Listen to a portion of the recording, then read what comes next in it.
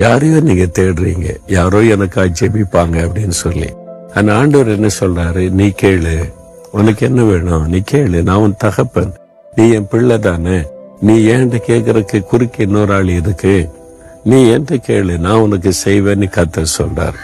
நீங்க வாய் திறந்து எனக்கு சுகம் வேணும், எனக்கு விடுதலை வேணும், எனக்கு இந்த ஒரு குழந்தை வேணும், என்ன வேணும் கேளுங்க, கேளுங்கள் உங்களுக்கு கொடுக்கப்படுன்னு சொல்லியிருக்காருல.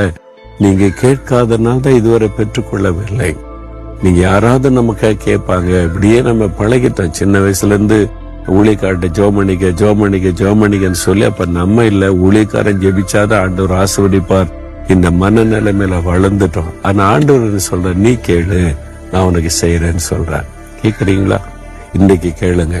ஆண்டவரை, இனிமே நான் ஊழியக்காரலாம் கேட்க மாட்டேன், நீங்க டைரக்டா அவர்கிட்ட பேசுறேன், எனக்காக நீங்க மறிச்சீங்க, உயிர்த்தெழுந்தீங்க, என்னை நேசிக்கிறீங்க, இயேசுவே எனக்கு அற்புதம் செய்ய, கேட்டு பாருங்க, இன்றைக்கே அற்புதம் நடக்கும்.